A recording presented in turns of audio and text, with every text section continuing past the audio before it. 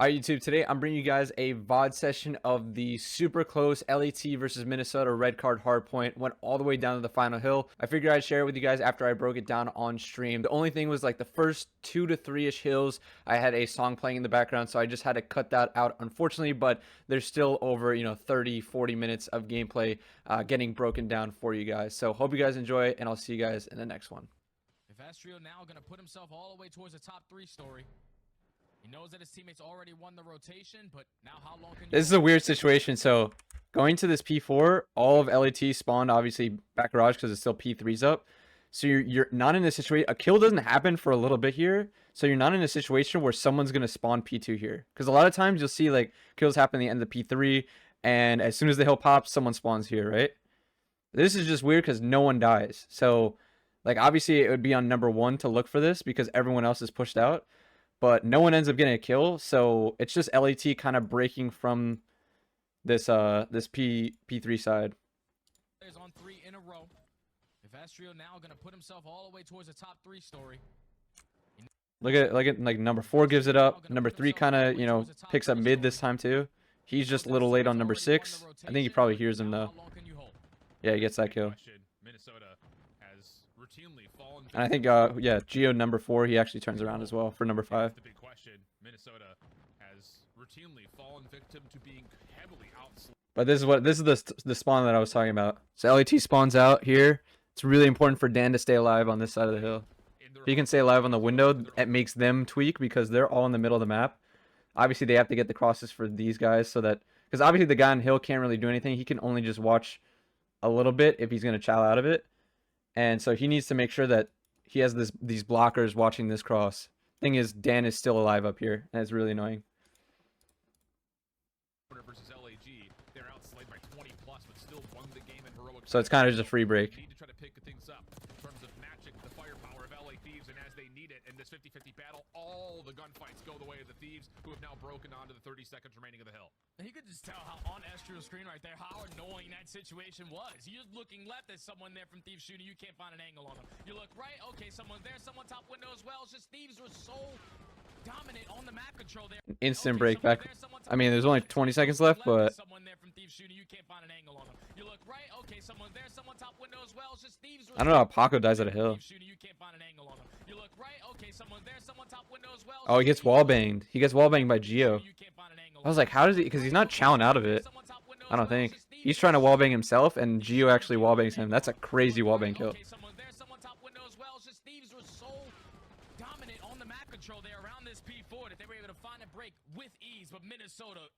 Really good job by Nero. Instantly picking up Ticket, because he knows that at least some of them could spawn like towards this glass area. They actually get split spawns here too, based on how they're moving on the map. So that'll be on like number 1 and possibly number 2 to hit out this side. Really good pickup by Nero though. Gets traded, but I mean, there's nothing he can technically do about it. There's just 2 of them, and they have 1 guy on old soaking, so they're on a man disadvantage regardless. I want to see what they do off of this. What do you do, chat? What do you want to do as a team? Do you want to hit Ticket, try and kill this guy? If this guy's here, just leave him, spawn garage, or do you want to wrap around BS and D, maybe send 1 guy Ticket off of old or something like that? What would you do, chat? Let's see what Minnesota does. They continue to find ways to get games back to within the possibility of swinging things. Nero gets a kill Ticket. They have 1 guy spawn deep. Number 4 is on the deep pinch too. Number 8 gives it up because he has to help his teammates towards P5. They're getting conversion on. Number 6 actually spawns right behind number 4. This is crazy, chat. I guess because they're technically blocking like everything. Or sorry, this last one isn't. They're technically blocking like all of this stuff, and he's the close BS and D spawn. So this is just unfortunate from the purple side, the Minnesota side. Rapid 1 Ticket. I think most teams would probably play like that. But this is, I mean, this is a fucking huge read by Geo. Him turning around and getting 1 is just massive, by the way. I'm actually really surprised that he reads this.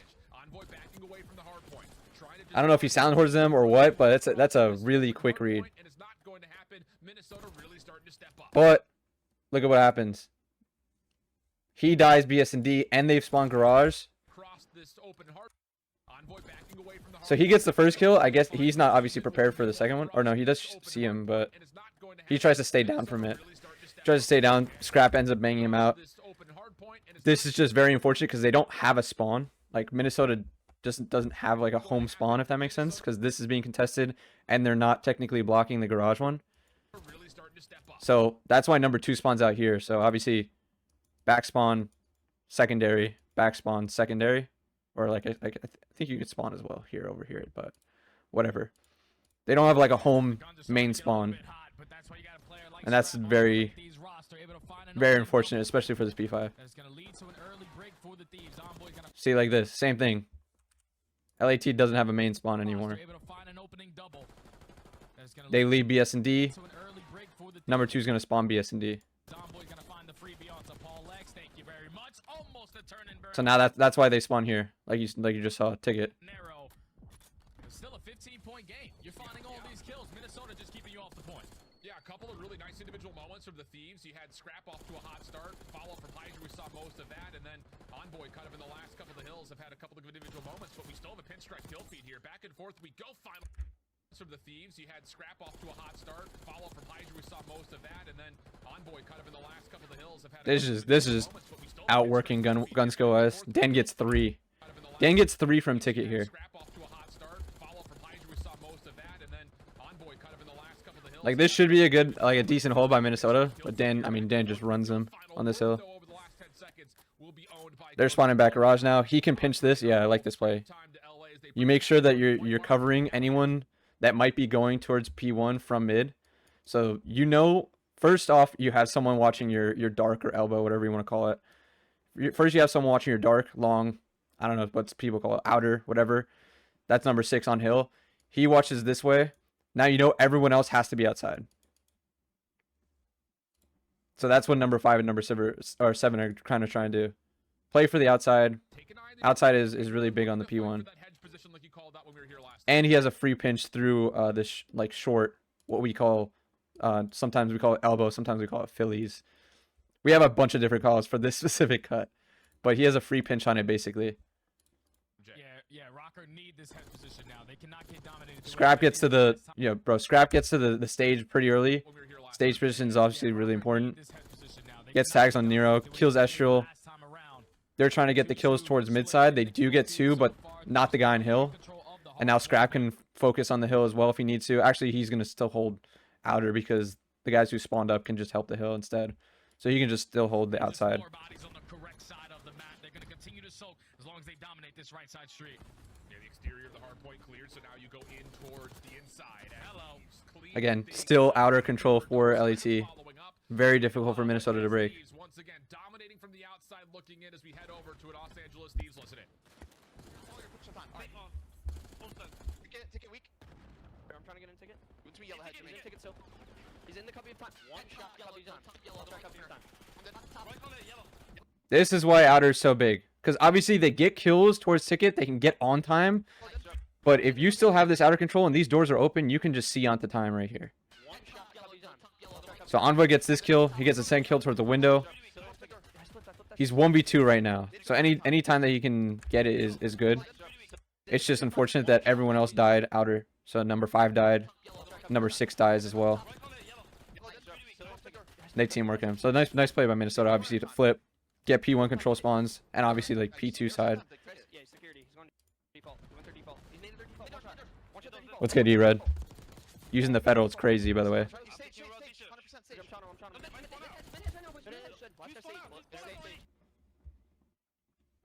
They kill the guy's stage. There still is one stage. This guy is not even on hill yet, but he doesn't want to be on hill because he wants to kind of like bait the hill for an extra kill or something.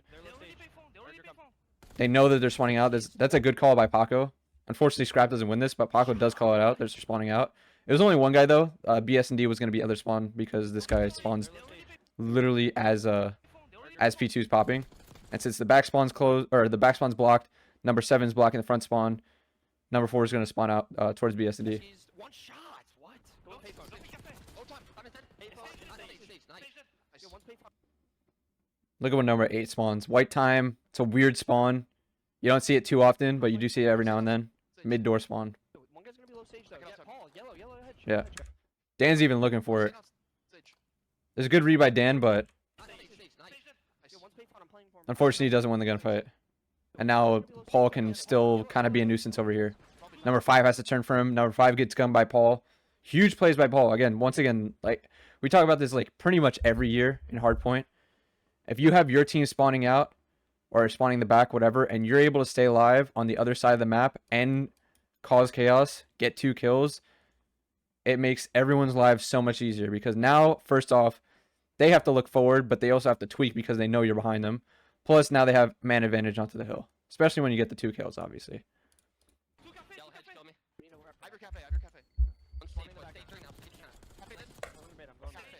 Big break by Minnesota. They actually know that they spawned BS&D as well. But once again, what do you know? What do we say at the beginning of the map? The beginning P2, Dan Ghosty takes the mid route. He's going to be annoying here. Number 2 has to technically pick it up. I got the ticket. One sec, guys. He takes the even deeper route. He's not even taking the mid P1 one. He went through ticket around like this. They actually get gunned on the stage. Who scrap guns or wallbangs Paul at the stage from the window. This opens up for number 8 to kill number 2 easily because number 2's attention is now focused on number 5. Dan once again hitting a mid route, flips for them, or at least contest the spawn, I should say, because obviously it hasn't flipped them yet. They don't spawn here because number 2 is still technically contesting while number 7 spawns, and even number 6 I guess doesn't spawn here. Maybe because of I don't know. I'm not sure why number 6 still spawns here. I would assume he would spawn here. Maybe because of the skull. Maybe it's still like maybe thinks it's a threat. I'm not sure. I'm actually not sure why number 6 doesn't spawn out stage here.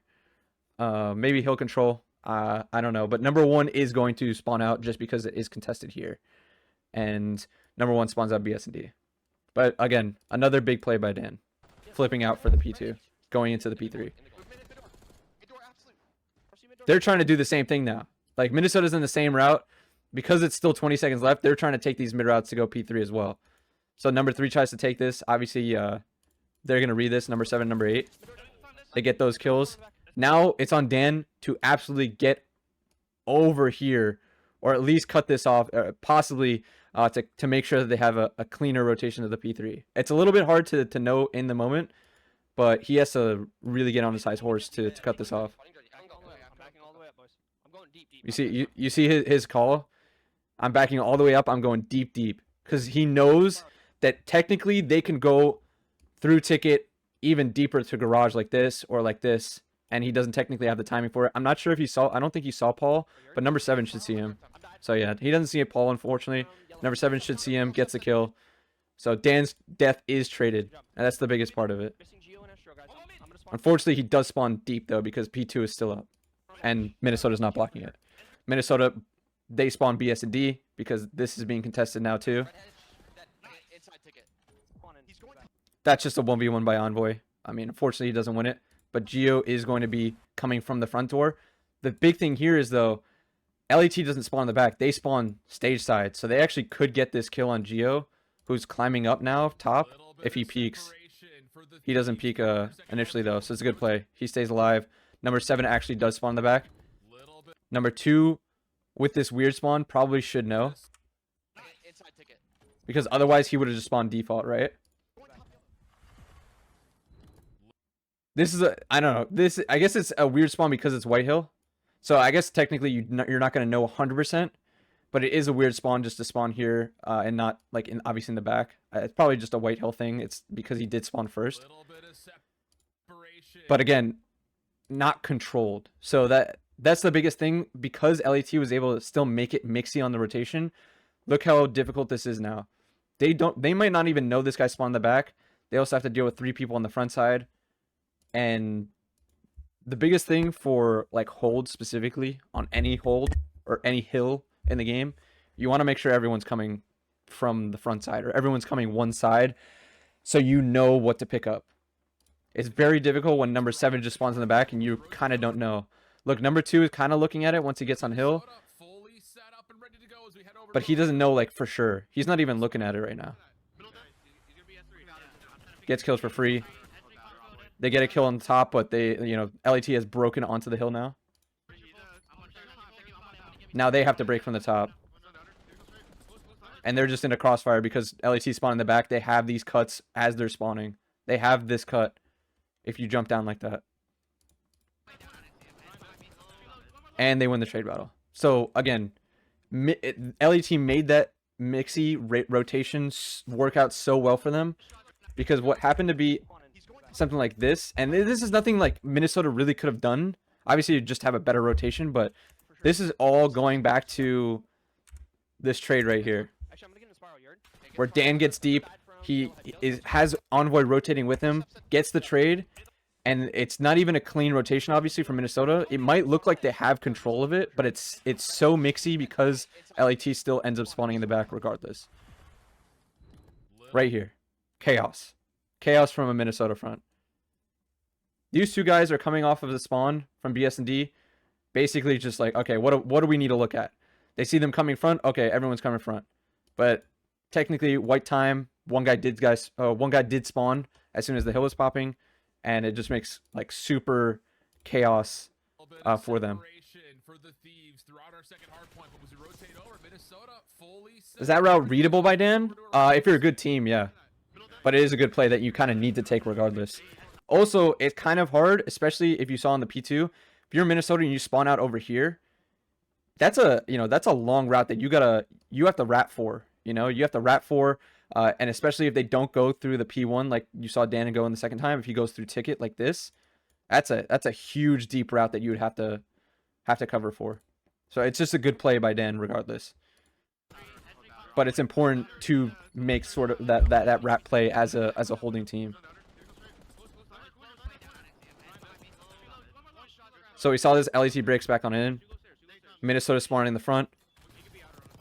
LAT just has to reinforce the hill from where they're at. Unfortunately, they do actually die from... Who is this? Paul? He dies in the hill, so... They have no one on hill at this very moment. So this is not great for LAT. They're not getting time. So they still have to win gunfights on the front. Number 6 does a little pinch over here. So this is a good play by Paco. Nero picks that up, though.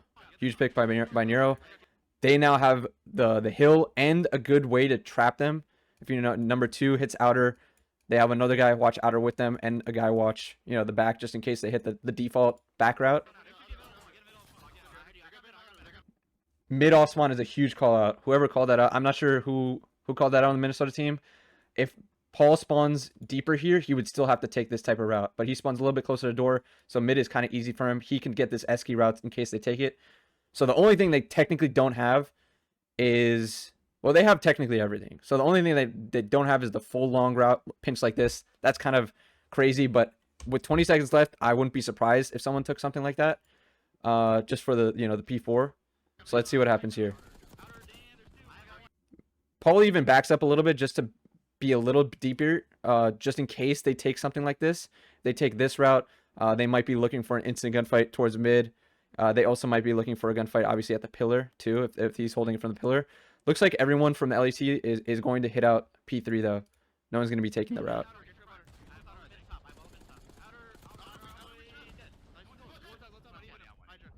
Actually do get a car nade. Good comms by Paul. Still holding mid. They're going to spawn out towards the stage side, and it's on them to basically wrap to make sure they can cover this spawn in case they need to. They can play kills off hold as well, too, but it's going to be really important for them, at least one guy, to make sure that these guys don't spawn at the goalie over here. You hear that call out? They might spawn AS&D. So that's... Obviously, no kill has gone down yet. But it's important for Minnesota to keep track of that. So it's still good to calm. Because, like, once they get this kill, they said they're going to spawn AS&D. That's exactly what's going to happen. Unless he blocks this. He blocks this anyway, so they spawn out a little bit deeper, but they know they could be spawning out on that side, especially with Paul in this position over here.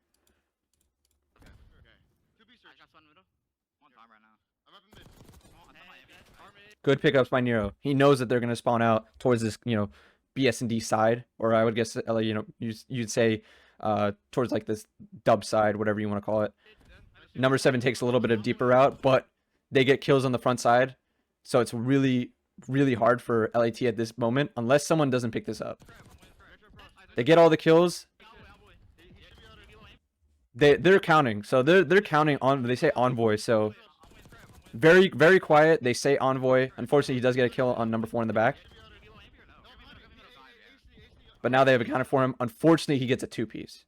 So that's what happens with 2 people spawning, you know, towards the stairs over here. They get 1 kill, but Envoy takes a little bit of deeper route. Not as, you know, headbangy, I would say. A little bit deeper, harder to pick up. And Minnesota just doesn't pick it up. And because of this, once again, LAT spawns on both sides. So number 8 first spawns because this is, you know, contested by number 4.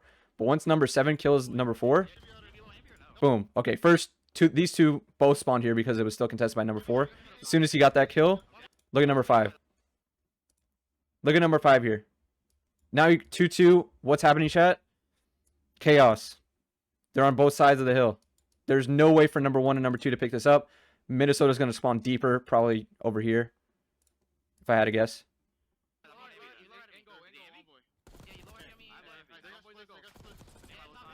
And that's that should just be a break for them. Actually, they get a lot for it compared to what I thought they would. They do get a lot for it. Okay, I shouldn't have said that. I did not remember the situation. They should get a lot for this, or instantly break this. But because of the routes that these guys take off spawn, they end up getting some of these crosses pretty quickly. So LAT doesn't bang it out. I don't know if they could have banged this out quicker with only 1 guy on the hill. Estro kind of plays his life a little bit better than what I thought it would be, but they don't bang him quick enough. And that costs them a lot. Because now Minnesota's on the crosses. They're making this mixy for something that should have been an insta break. Paco gets a 2-piece. And Paul wins a nade onto Paco. Just chaos now. You know, no one's even on the hill. LAT gets some kills. So, again, something that was controlled for Minnesota, but because of the route that Envoy takes off of his, you know, deeper spawn towards the stairs, makes it a lot easier for LAT than it probably should have been. And now LAT is also first and new. Envoy, this is a really good cross.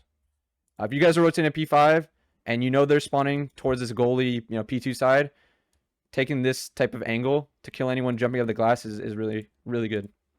It's a good play by Envoy. Now he's going to try and push out the BS&D spawn, or at least contest it. Free risk play. I don't mind it. That's a, in my opinion, that's a good death. You know now that, what, 2 guys are BS&D? I don't know if you saw the second guy. Maybe you did. I think you would see in the kill cam, right? Or not the kill cam, but the death cam. I think you would see that you got killed by Estral, and you probably see Geo as well. So he gives that information to Dan. Dan can now play off of it. Number 6 can now play off of it. Number 5 can play off of old. If he wants to go mid, try and cover their ticket while these guys focus the BS&D. That would be great. Where would that BS&D block be for P4? What do you mean? I mean, if you just have someone like, I mean, if you have someone over here and you don't have anyone over here, they're gonna spawn here. But if you spawn, or if you have someone over here and you don't have anyone over here, they're gonna spawn here, based on what you're doing on this side of the map. Like, if you have both this, okay, let's make it a little bit more simple. Let's say it's like a line setup. You're blocking ambi spawn and you're blocking soccer spawn. Based on like where everyone else is on the map, they're gonna spawn in one of the deeper ones, right? So that's when you would spawn like dub. Like, let's say you had someone here or someone pushed out like over here, and this is just completely open. Getting a good read on Justice. That's Estriel who falls. Nate also down by tie game as we hit over to that 5th hill. So Envoy relays that to Dan. Dan can now play 4 kills. He actually doesn't even get on the hill. He plays for this kill paper. That's a huge kill because now, once again, you have number 5 coming off of old. He can cover ticket, so this number 1 guy could get picked up. Number 6 and number 7 are both here. So actually Envoy spawns pretty close to the hill because it's white time. So he's not spawning at the garage. He actually spawns closer to a teammate. And that's actually really big because he can reinforce the hill super quick. Look how close he spawns. Because it's white time, look how close he spawns compared to spawning super deep outside the garage. So think about it this way. He pushes up, gets the info, instantly spawns up, and is basically going to be able to get back to the hill before any of these guys do. So when we talk about good deaths, risk-free deaths, you know, technically he got the info and is able to get back to the hill before they're able to. And gets that, you know, information that he can relay to his teammates. So big play by Envoy, personally. Number 1's going to try and hit ticket. Let's see if number 5 picks it up. He gives the comm. I don't think Dan was able to react to it quick enough, though. See, he throws the nade. He gets... Oh, shit, I just exit out of it. You see, he actually pulls out a nade, tries throwing it because he gets the call that Paul is going towards ticket. Bounces it, unfortunately, off the wall. It wasn't going to kill Paul anyways, so he was still going to lose this. But it's going to get traded instantly by Scrap. And once again, Minnesota stuck spawning BS&D. LAT is on hill. They do actually run Scrap over here. But again, for what? These guys are still spawning pretty close. They're actually spawning really close. So they're not even spawning garage. They're spawning really close, probably because of the progression that Minnesota has. They have like no progression. And maybe, I don't know, maybe squad spawny. But look how close they're spawning. I think it's a progression thing. I think because none of Minnesota is even like pushed up somewhere close to the hill. They're just getting closer spawns like that. Here's the break for Minnesota. Equal affair over the top of the new hard point. Ghosty turning tides with a double. Envoy trying to hang, but good trades at LAC still. Nothing Minnesota really can do. Number 2's going to try and take a mid route. Big play by Paco. He picks it up. I love this play out of Paco. Instead of just, you know, everyone has this idea of, yo, get to the hill, get to the hill. He takes the route. He knows the only way that they're probably going to break this shit is if they take a mid route, a ticket route. He's going to go and pick that up. And this is where the Thieves can start to run up that score a little bit. Very difficult. Gets a free kill. He can even stay here if he wanted to. Possibly, you know, do some dirty stuff, like push up even more. Yeah, like this. But he can just reinforce the hill, stay in ticket if he wants. They're just gunning them. This is a demon trap. I was even gonna say he can even push into this shit if he wants to, flip them out for the P1. That's what Paco's gonna do. Since he's now influencing this, BS&D, garage is completely open for them. Minnesota spawns garage. This is a death trap going into the P1. Straight and more. Appreciate the sub with tier 1. Thank you, my guy. Thank you so much. And Threat, thank you guys. Thank you with the sub for Prime. Appreciate you guys both. Hope you guys are enjoying the stream. All right. So P5 to P1. So again, LAT making plays on that P5 to get a bit more of a lead here. And look at the routes that they're taking. Once again, we basically talked about the same type of thing going from the first P5 to P1. Cut mid, cut outer. Last guy on old, watch your lane. Or your outer long, whatever the fuck you want to call it. Same type of rotation. Because you know they're all spawning garage based on how you killed them and where you know their spawn lot, or where you know the spawn logic is. Because you influence this side. Obviously Paco doesn't see them when he goes to BS&D. They know they spawn garage. So now Dan is pushed up their window. They have Paco watching the deep stage cross too. They have basically all of outer covered. Number 5, it can now go onto time from old time. So he just transfers over through ticket. Paco's actually going to help him on the hill first. So number 3 actually gets to the stage just because Paco wants to help him get to the hill. So that's fine. Like you're making sure he gets on the hill. Like outer is important, but you don't score from just outer, obviously. So you still need the stuff from... Or you still need help on the hill. And Dan still technically has outer too. But now they can kind of just get any kills here because they don't see anything mid. Just like I said. Because Dan is still over here, he gets the first kill. Paco then helps him out after they've covered the hill first. Last guy ticket. Boom. 4 dead. You know they're all spawning garage. You're just soaking over here. Let's see how Minnesota tries to break this. Yeah, they need to find a break and they need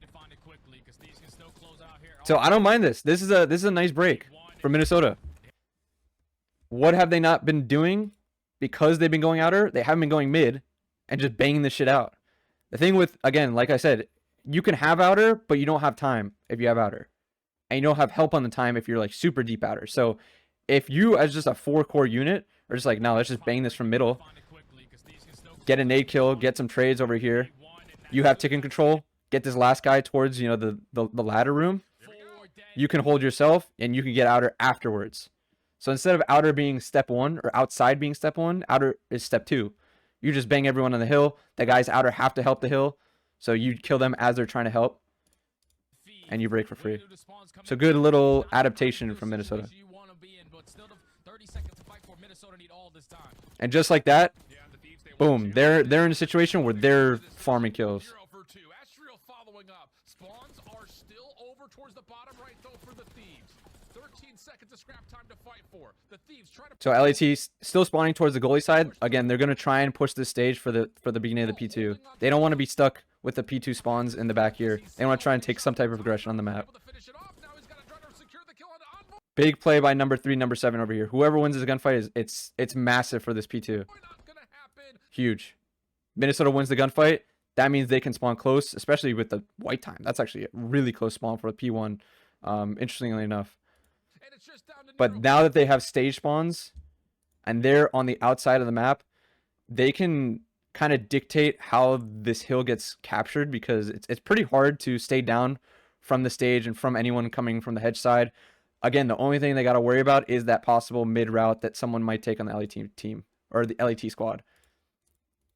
And we've seen them done it multiple times this map. Who's going to do it? Maybe Dan. He at least gets a kill there. Can he get a second? Unfortunately, he doesn't. So this is big now because they get the kill on Dan. And now number 2 is going to push this out. So by pushing this out, you kind of are denying the mid route to begin with, because you know that they can't be there. So he pushes it out. He knows that he would be first contact if they were to spawn BS and D and try and go through this, you know, this P1 or even go through ticket to flip them out. So they kind of know that they're all in front of them at this moment. Geo is staying down, somehow doesn't die to scrap there. I guess the wallbang wasn't enough. They focus scrap. Now they're going to focus hill together. Astral actually dies to Paco even after taking this route. I'm surprised he won this gunfight, honestly. What do you see here? Paco wins that gunfight. He's going to take the mid route instantly. LAT is always on top of this mid route. You see Minnesota, because they spawn close stage, it is on one of them to try and take this route to pick it up. It's very hard though. Very hard, because they probably don't think that, you know, Paco has this timing to just instantly run up like that, because he just killed Estriel. Let's see if they turn for it.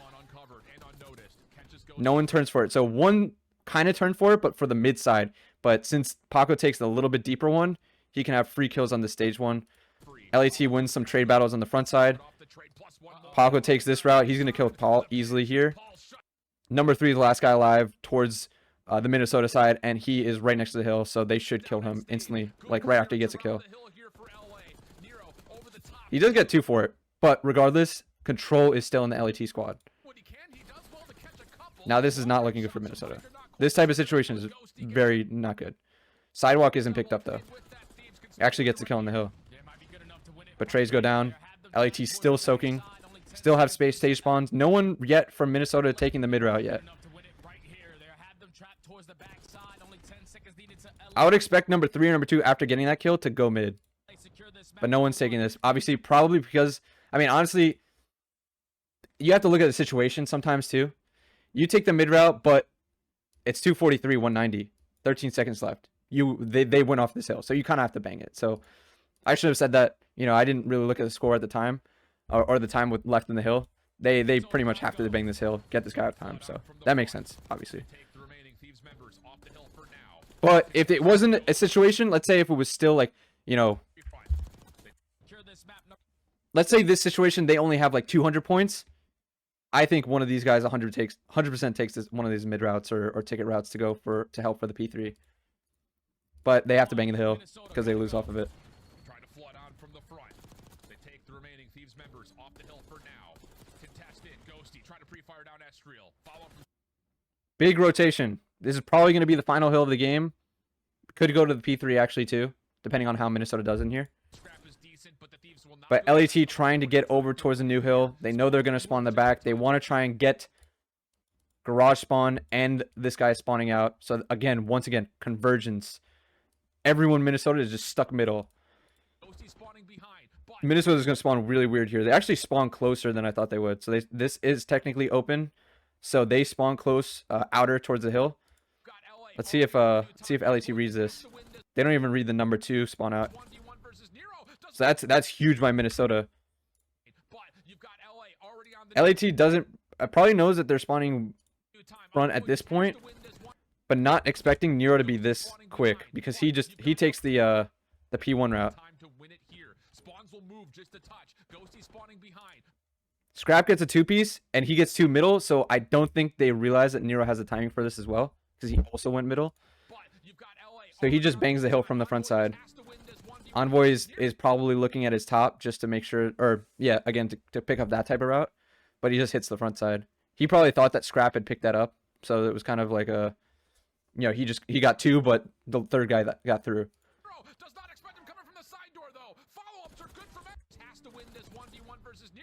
Does number 2 pick this up? Oh, that's a good play by Estrel. Number 2, Estrel picks up number 5, trying to reinforce the hill from middle. But he also remembers that one spawned out towards the end of the P2, and he turns for him. Number 8 doesn't even shoot at him. He just knows. Good 2-piece by Estrel. Now this guy is the last guy in line for LAT. So everyone is going to be spawning garage here.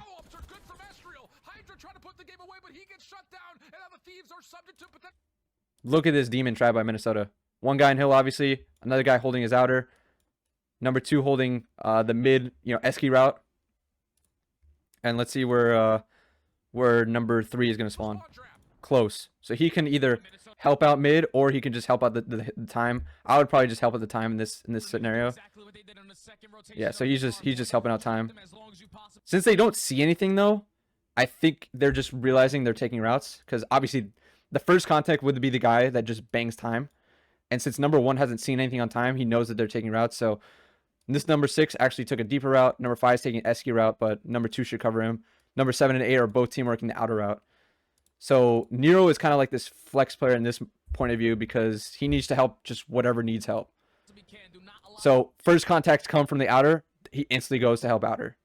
If the first contacts were mid and eskies, he probably just would have helped number 2. But since those first initial gunfights were the outer ones, he's going to help number 4 here. And he knows that Estrel is in a kind of, a cruddy spot, should get at least 1, watching the esky. So he does. Number 6 gets a trade on it. Free trade for him. He knows where, Estrel is, and Estrel doesn't really have help. So just, he's going to win that trade battle. That's a huge win by Dan over here on the outer side. Him getting this kill on number 4 is so massive. And because number 3 had to help out, he wants to help out for Hydra here. Because he knows that, number 4 is still watching this outer. Number 1 can help him if needed, but no one's watching the mid part anymore. So, obviously, Nero's first initial, idea was to help outer. And he did for a second, but as soon as Estrel dies, he needs to help out mid. Because that's just the timing of the info that he's getting.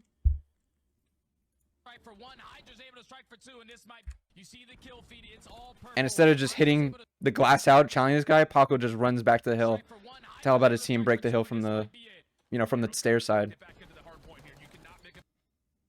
Really good plays by Paul, though. He still stays alive somehow. With an AR, too. I'm surprised he gets the AR kills against probably a majority subs, Scrap is probably the only one using AR in this situation for LAT. Everyone else is using subs.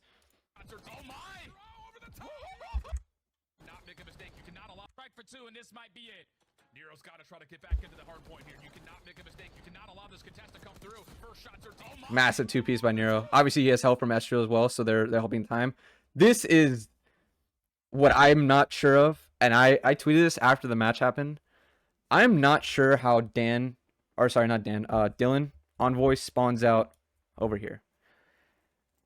I mean, number 1 is spawning just where everyone else has been spawning. It's not like a confusing You know, since this guy spawned hedge, I spawned different. Everyone on Minnesota has been spawning towards this ambi over here.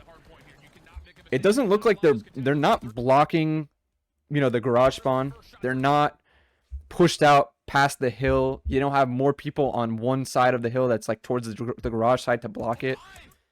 As soon as Dylan Envoy spawns, like they're not even that pushed up onto the garage side. So as a player, like if you're Paul X, you're like, what the fuck just happened? Because obviously he is probably going to die in this scenario. He even looks behind him for a second too, because he wants to take the mid route. He needs to be the one to pick up mid in this scenario. I guess number 2 can also do that, but he's probably trying to help out mid because he knows number 4 is already pushed up outer. Number 3 is on hill. Number 2 can help number 3. And since he spawns pretty low over here, he knows that he could definitely have an effect by going up and pushing towards the mid side and picking up any sort of deep pinch going into the P4 because they have full control right now. It's probably going to go into a P4 if they just hold on the front side. You just got to trust his teammates. But Envoy spawns out, wraps around the globe, and kills him for free. He just sees him. Paul is probably mind blown in this situation. You know, all of Minnesota, everyone else is just looking towards their, you know, garage and Esky side. They get kills here. It should be an easy blend for them if Envoy doesn't, you know, spawn out and kill Paul here. Envoy does spawn out though, so now they have to react to it.